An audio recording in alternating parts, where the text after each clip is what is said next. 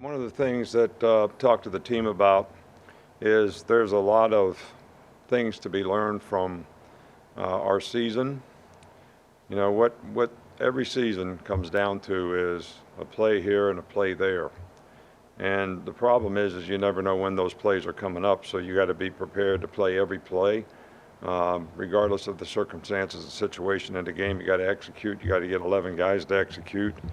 So who you are, what you do, sort of defines you, on Saturday. And, that could be a good thing if you prepared and created great habits in terms of what you want to do. But you also can get exposed if you don't do the things you need to do and look at the game itself as a challenge, not something to fear, but actually an opportunity to be able to go out and have success. I think we had a good off season. I think we've had a good summer. That's something we want to continue to build on. But I don't really care what you do in the summer. When you put a helmet on, when you put spider pads on, things are different. And, when we put shells on, things are going to be different. So this is a process that, players have to go through. I think the key to the drill is can you continue to stay focused, pay attention to detail, sustain when you don't feel 100%, when you don't feel great, when you get a little sore, when you get a little tired, because you got to push yourself so that you can get to the next level. And that's what we want to try to get our players to be able to stay focused on. And we certainly have the kind of circumstances to help them do that. The kind of conditions we had out there today, and it's something that will test your mettle a little bit, and that's probably a good thing at this time of the year. From a personnel standpoint, Tyu Jones-Bell had some medical issues, so he's going to medical this year. And I think everybody worked today except Jamarian Miller will be out for a couple of days with he got a strained quad. So and other than that, guys, look, you're going to ask me about the quarterbacks every day. Every day I'm going to tell you the same thing. Everybody's getting reps at the position. Somebody's got to take the bull by the horns. Somebody's got to separate themselves. When that happens, we'll tell you. Be glad to tell you. When we're going to take the cake out of the oven, we will tell you when it's the time. All right, but until then, there's really nothing to talk about. There's nothing to say. So there's not a whole lot of sense in asking about it, because we want all the guys, when they're in there, you play the position like it's yours, like it belongs to you. You're out there competing. You're not looking over your shoulder. You're not worrying about what somebody else does. You're playing like you're the man. And that's what we want each guy to do, and see who can do that with the most consistency. So it's important. You got to be process oriented. You can't be outcome oriented right now. You got to be process oriented, because that's what's going to help you play with the kind of consistency that you need to play winning football at the position, which is ultimately what we're looking for. Yeah, hey, Coach, when you're looking at the inside linebacker position, what kind of progress did you see from that group in the summer, and what maybe do you still want to see in preseason? Well, I'm happy with the group. Devontae Lawson played really good football when he played last year. He was injured, a lot of the time. He sat out the spring, got his knee worked on a little bit. He's had a good summer. He's got good leadership. He's got good understanding of the defense. Jihad Campbell has made really good progress. We've got lots of competition, at the position. So I'm pleased with the way these guys are progressing. They made a tremendous amount of progress, and I think, we had a lot of guys out in the spring that, both outside backers, one inside backer, so gave guys a lot of opportunity to get a lot of reps there. So with those guys back, we got a little better leadership, and, I like the experience that we have in the group. When you're evaluating left tackle play, what are the things that you look for? Well, I think, just because a guy's a left tackle, that doesn't mean he doesn't have to do all the things that an offensive lineman, has to do. You got to be assignment oriented. You got to work with the guys next to you in terms of, how you're blocking, whether it's run or pass. But I do think, as you guys have all pointed out, that when you have right-handed quarterbacks, obviously the left tackle is a little bit more important, but we're always going to try to scheme things so if the other team has a significant rusher, we have ways to help guys. So, but I think pass blocking is important, but I think being a complete player at that position is important too. Getting moving on the run, being very assignment oriented, not making a lot of mental errors so that, you can execute and play winning football down in and down out. That's the same at every position.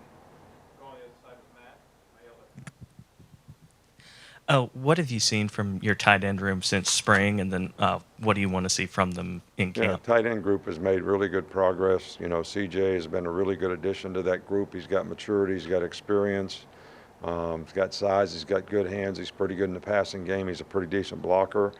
Maury Knoblich has really made a lot of improvement. He's kind of a mismatch player a little bit in the passing game, which is a good thing. And, all the other guys are progressing nicely as well. So, that group has come a long way, I think, over the spring and summer. Coach Jeff Allen put on Twitter yesterday, this is his 35th year as a trainer, and athletic trainer, and 17th here. You've had a lot of people come in and out of this program, but he's stayed as a concrete piece of this program. What does he mean to you, and what does it say to him staying here with you by your side? What would you say if I put stuff like that about me on Twitter? You guys would think I was ancient. No, hey, Jeff Allen is a really, really important part of the program. He's got a great personality. He's got the trust of the players. He has stayed here. I think he came here right after the first year we were here, and has been a really important staple, for a long, long time. I think medical staff is so important in this day and age because the players need to be able to trust those people. Jeff Allen does a fantastic job. Dr. Kane does a good job. Dr. Andrews does a good job when he comes around. So I think that's one of the real pluses for our program is the quality of medical staff that we have. And we have great facilities. So they've done a fantastic job. Jeff has done a great job. He's an asset to me too because he has a great feel for the players, where they're at, what we need to be doing. So that input is really valuable as well.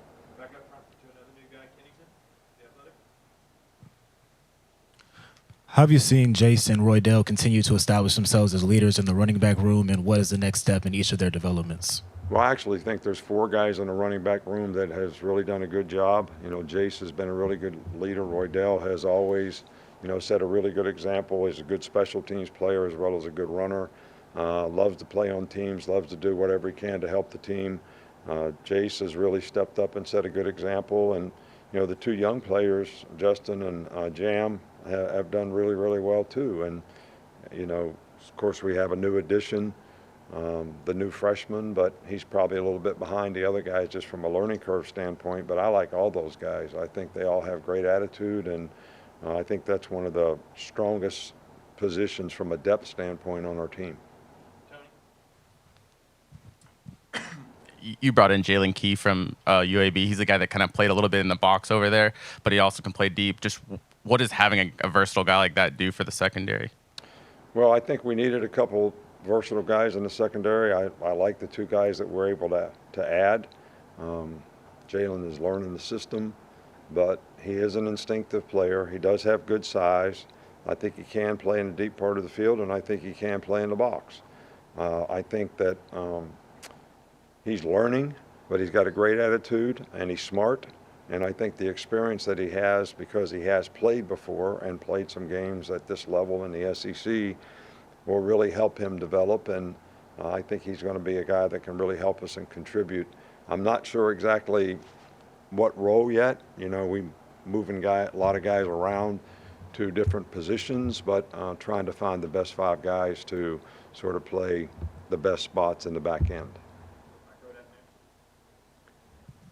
What were some of the qualities that you saw in Tyler Buckner when you were scouting him, and how much did Tommy help in sort of that process given their time together? Well, Tommy knew the guy better than anybody could know him. I mean, he coached him for a couple years. So the guy was injured last year, so he didn't get as much experience. I think he started 2 games and played fairly well, so we got the opportunity to see that. But, Tommy knows him better than anybody else could. I think you always know a player when you coach him. You know what his strengths are, you know what he needs to improve on. And I still think that he's probably getting comfortable with the system. There's some new terminology in it. And I think he's probably still getting comfortable with the players around him, because the other guys have been with those guys a little more. But I do think there's really good competition at the position. Coach, when you look at defensive line play, what's the biggest challenge in consistently pressuring that pocket there on the quarterback? You know, I thought sure you'd ask me something about Nick's kids.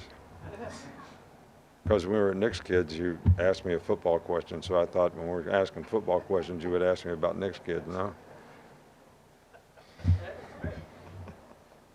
No, I'm just kidding. Well, defensive linemen, to me, have to have lower body explosion and initial quickness, be able to strike and attack up front and not catch blocks, so that you force the offensive line to make a decision about how they're going to block you. I think the tendency is guys want to sit back and read, but I'd rather them, you know, strike and be aggressive and get across the line of scrimmage and close the distance on the guy that's blocking them. Play a little more aggressively up front, take gaps, cut gaps. I think that also helps you when a guy sits to pass, you're already attacking them. So you can get into him, get your hands into him quickly. So it's important to be able to move your hands and use your feet at the same time if you're going to be a good pass rusher and you're going to be able to get off blocks and disengage.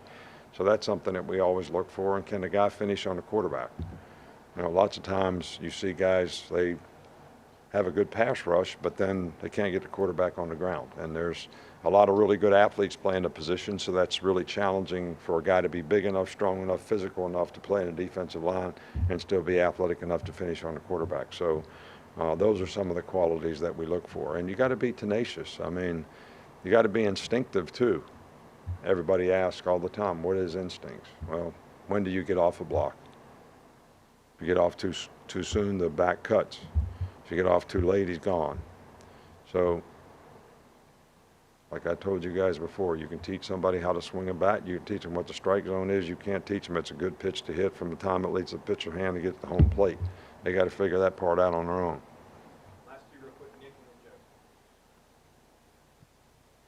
Every team is different each year, but what are some of the core tenets you try to really hammer home to the guys in this first week of practice and in fall camp before the season gets going? I'm sorry. The key things you want to hammer home to your team in the first week of camp. Well, I think I kind of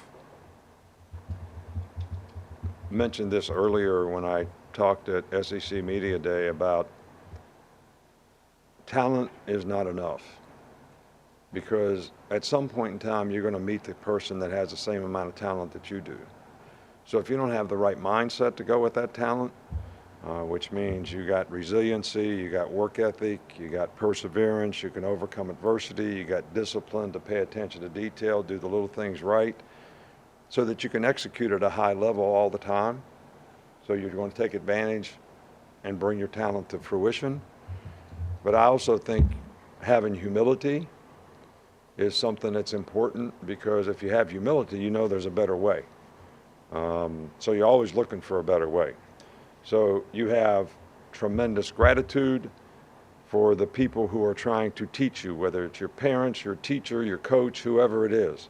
And you have great relationships with those people. And you can self-assess, and you know there's a better way, and that's how you improve. And I think those are qualities that, you know, we need to continue to develop on our team, so that we get everybody buying into the principles and values and what it takes to be successful. But it's what I said before, you got to do it every play. You know, when you look back on the season, like I showed the guys a film yesterday of, okay, here's some good plays we made in crunch time and won close games, and here's some plays we really messed up in crunch time, and it hurt us in close games. So what are you going to learn from that? But you got to be able to execute, and you got to be able to play your best when your best is needed. So that's what great competitors can do, and that's what we want to try to continue to develop on our team. Last one today, Joe. Coach, you signed Malik Benson and Justin Jefferson, two JUCOs in the last class. How have they assimilated or worked themselves into the program thus far? I think both guys are sort of developing nicely, but I think the biggest issue with both guys is understanding what to do so they can go play fast all the time. I think there's still a little apprehension about And Malik's probably a little further along than Justin, because at least on offense, you know, I know what I'm supposed to do. On defense, you're reacting to something. So not to be able to understand what your assignment is and, you know, how to react to that, I think takes a little longer. But I think both those two guys can make a contribution to our team. Thanks, Coach. So I want to ask you all something because I'm really interested in this. You ask me questions all the time. So we had a media training session yesterday. How'd I do? Did I do better because I sat through media training? All right, thanks. I appreciate it.